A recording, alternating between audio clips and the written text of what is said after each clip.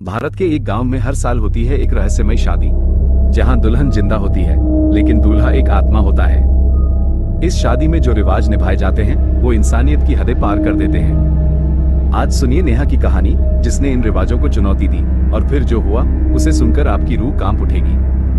भानपुर गांव अपनी खूबसूरती के साथ साथ अपने खौफनाक रिवाजों के लिए बदनाम था।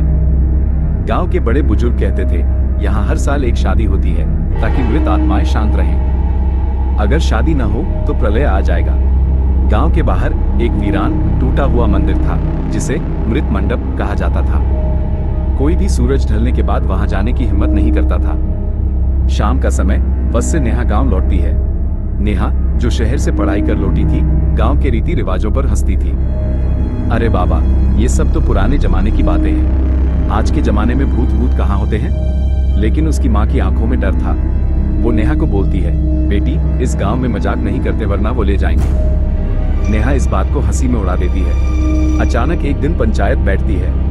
गांव का तांत्रिक बाबा भीखनाथ घबराए हुए कहता है, इस बार दुल्हन नेहा बनेगी। उसकी कुंडली में मृत विवाह का योग है। नेहा के घर वाले इसका विरोध करते हैं और कहते हैं ऐसा मत करो, और उसकी मां रोने लगती है। नेहा भी इसका विरोध करती है और जोर जोर से कहती है कि मैं किसी मरे हुए से शादी नहीं करूंगी। सारे परगांव वाले एकमत रहते हैं। पंचायत नेहा ये कहती है कि अगर तूने इनकार किया तो पूरा गांव मर जाएगा।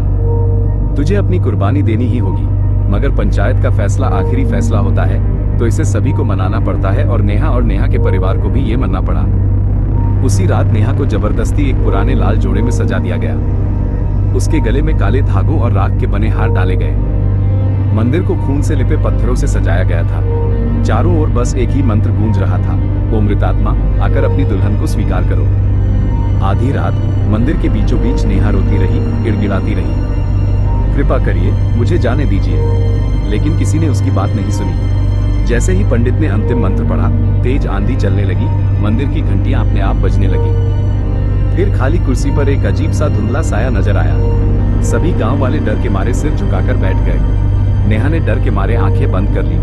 अचानक किसी ने उसके गले में वरमाला डाल दी, लेकिन वहां कोई था ही नहीं। नेहा की चीख पूरे गांव में गूंज रही थी, छोड़ो मुझे, छोड़ो। अगले ही पल पूरा मंदिर शांत हो गया और सभी मानो थम से गए हो। ये मंजर मंदिर में सुबह तक हो रहा है। जब गांव वालों को होश आया तो देखा नेहा की लाश कुर्सी पर बैठी थी।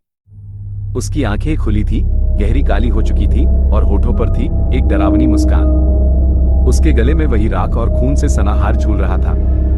पंडित ने डरते हुए फुसफुसाया, शादी पूरी हो गई, गांव बच गया। लेकिन तब भी मंदिर की दीवार पर लिखा था, ये शुरुआत है।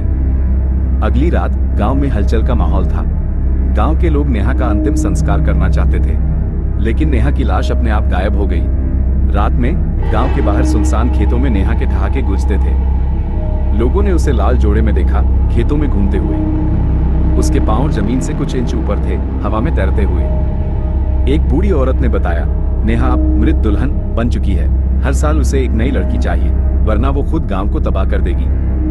आज भी भानपुर गांव में हर साल एक नकली शादी होती है। लड़कियों को जबरन शादी के लिए तैयार किया जाता है और हर साल एक नई दुल्हन गायब हो जाती है। गांव के बाहर एक टूटा फूटा बोर्ड टंगा है, जिसमें स्पष्ट शब्दों में लिखा है, सावधान, यहाँ शादी मत करना। कभी किसी जगह की परंपरा पर हंसना मत। क्या पता अगली दुल्हन तुम हो।